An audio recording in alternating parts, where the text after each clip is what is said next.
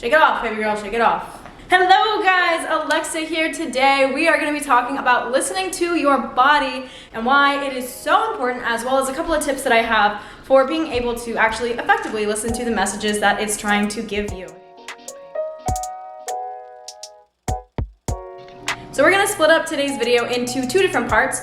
First part is going to be why it's important to listen to your body. Second part is going to be some tips to actually deal with that. The primary reason why it is so important to learn how to listen to your body and to listen to it effectively is because your body is the vessel that's going to take you through this entire lifetime. Your body is the only one that will 100% be with you for all of your experience, at least your physical reality experience of this lifetime. It is a temple, it deserves to be taken care of, and more than that, it deserves to be listened to. And the cool thing about the human body and the physical body is it's actually way more adept at listening to your soul than your mind is sometimes. Your body is able to discern what your heart is saying, what your soul is saying, what your gut is saying, however you want to phrase it. Your deep conscious and subconscious beliefs can present themselves in your mind. And I said this before, I'll say it again, the mind is an extremely powerful tool and it should not be undervalued. With that being said, the mind can get confused because that is where a lot of programming lives. A lot of our belief systems all kind of live up here. And when we live in this space and we're coming from this space constantly, we actually get really used to ignoring everything that happens below the chin. If you are not aligned with your life, your body is going to start screaming at you. And if you don't learn how to listen to it, you're never going to know what it's actually telling you that you need to do, what you need to learn, or how you need to actually navigate those energies to move forward into a more purposeful, authentic, joy-filled, scrumptious life. So if your mind is in a place where it cannot discern what's actually happening, listening to your body and tuning into things a little bit lower, things below your chest, and really listening to your heart, your soul, your gut, this is where a lot of your purpose and alignment in this life, you'll actually find the answers rooted within there as opposed to right up here. And I know it sounds counterintuitive, but I'm gonna challenge you guys to really just think about that for a minute, okay? I don't know why I'm talking like this. So now that we're all clear on why it is so important to listen to your body and understand what it's saying, now I'm gonna lay off some beautiful tips that I have found that have helped me along my journey and my experiences with listening to what my body is telling me, because let me tell you, my body is a talker. So the first tip that I have for you is to acknowledge what your body is saying. Acknowledgement is so damn important. Learn how to speak to your body and learn how to have conversations with it and acknowledge what it's trying to tell you. If you constantly get headaches and migraines, granted, those are annoying and it's completely fair and valid to say, I want these to go away. But one step beyond that is having a conversation with your body and acknowledging, okay, I have a headache. This is part of my present reality. It's uncomfortable, but it's okay because it's here to tell me something. My body is trying to give me a message.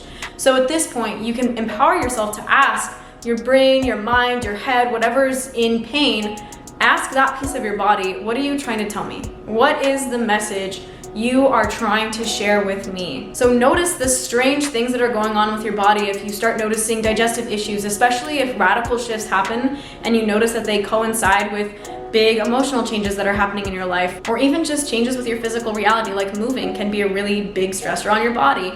Acknowledge the way that your body is reacting to those stressors. And it can be really overwhelming when all of those signals are firing at you. So if that is the case and you're noticing like, oh my God, my body has like 80 things going on at once, sometimes that can be a place where it's really helpful to actually seek some guidance. I have always really enjoyed looking at the human body with a Western medicine perspective as well as an Eastern medicine perspective and saying, okay, physically, what's going on here? Maybe I have issues with stomach acid. Maybe I have digestive problems. Maybe I'm not absorbing my nutrients well, or my hormones are out of balance. But there's also the energetic side, or the piece that's a little bit more commonly looked at with Eastern medicine, which is what holistically is going on within my system.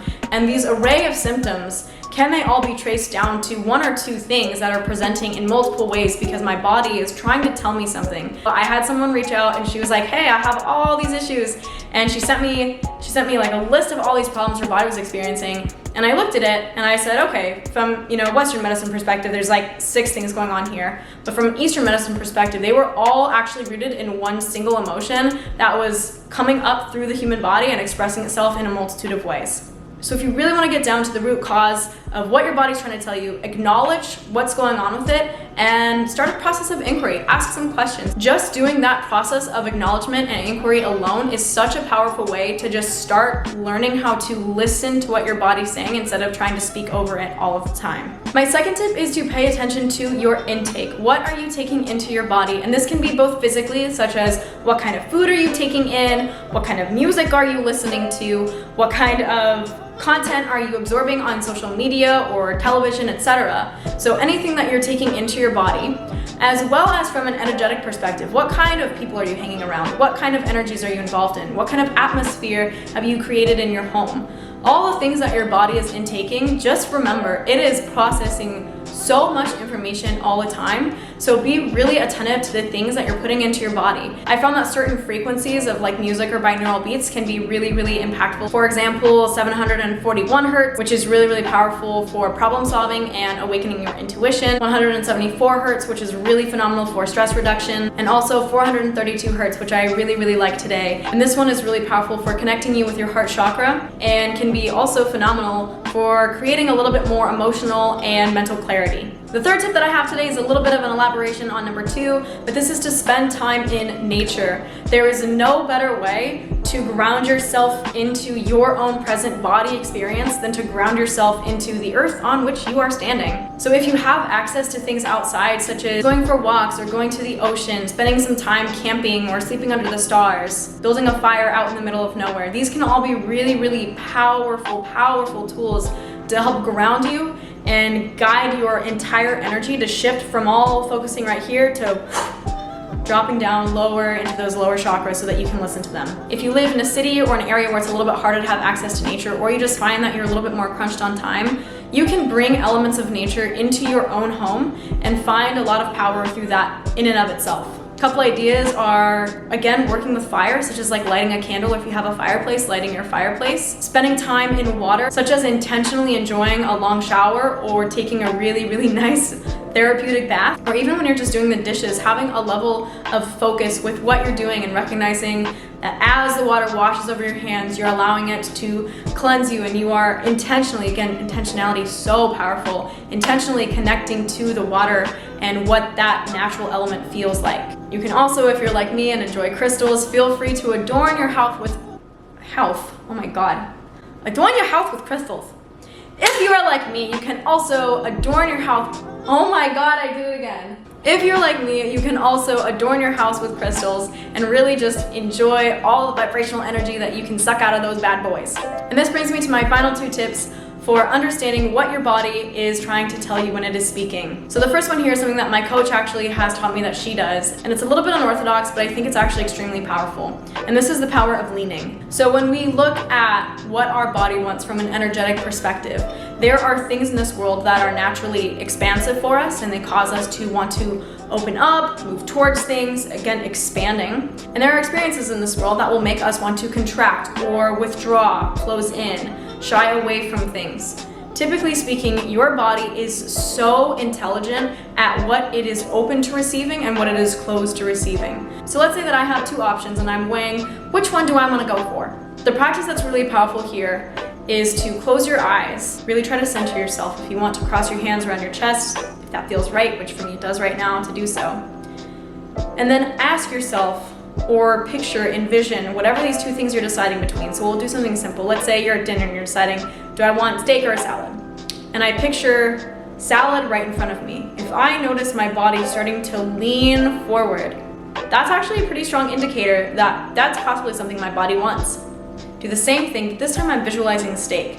And if I notice my body starting to lean away from what I'm visualizing right in front of me, that can be such a powerful way for me to just recognize, like, oh, my body expanded or it moved towards, it wanted this thing, and this other one I wasn't so crazy about. Another way that you can do this practice with leaning, which I feel like is just turning yourself into your own tool for divination. Moving forwards and backwards means yes, and moving side to side means no.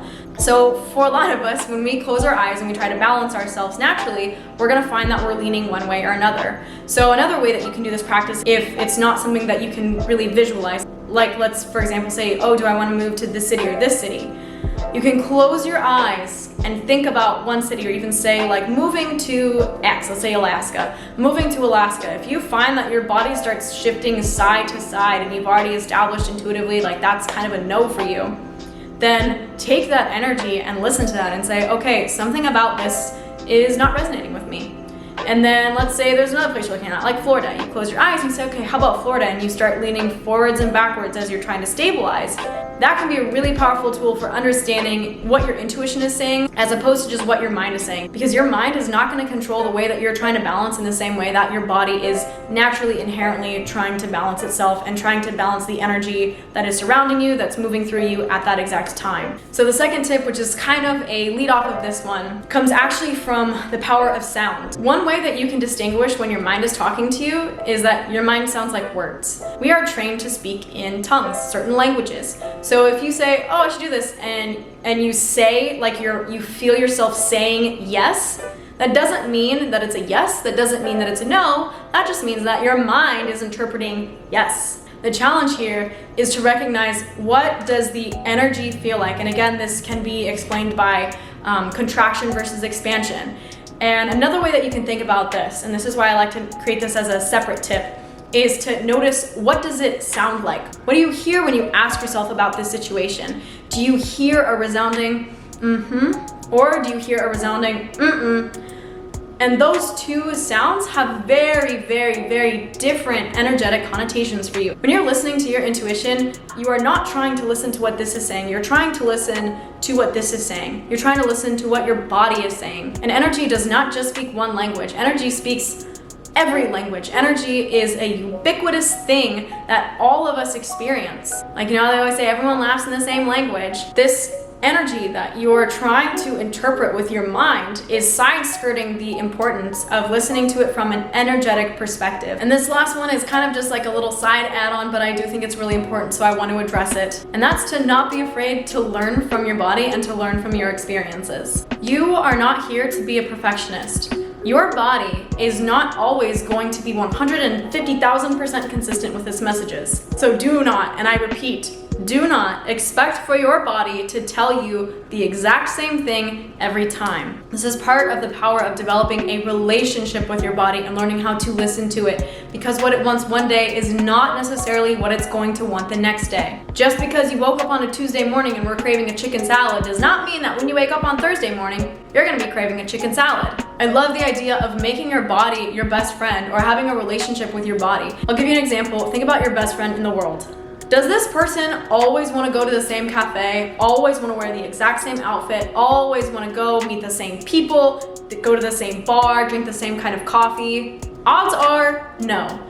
And of course, there are going to be favorites, there are going to be preferences, there are going to be things that in general tend to resonate with this person more so than others, and that's okay. The point is, if you were going to go out with this friend, would you expect to know exactly what they want every single time? Or would you sit and ask briefly, like, okay, well, would you prefer this or would you prefer this? What sounds better to you? What sounds more resonant to you? And you'd give your friend the space to answer, and you would listen, because you love your friend and you care about them and you care about their well-being. Your body is no different. And it's okay if you mess up sometimes. It's okay if you say, oh, I think I want steak, and then realize halfway through, I think I probably actually wanted salad. That's a learning experience. And all of those learning experiences are not there to make you feel like you're imperfect or you can't figure it out or you don't know yourself. Those learning experiences are all just there to help guide you on the path of learning how to really listen to and navigate what your body's saying. So thank you guys so much for watching. I really hope that these tips were helpful. Please make sure that you follow me on Instagram. I share content there daily that I don't share here on YouTube. We're doing something really exciting this week. I'm actually filming a new video every single day. Woo! So make sure that you subscribe and click the notification bell, especially if you want to see all the beautiful, juicy stuff I'm going to be putting out this week. And if you love me, you want to support me,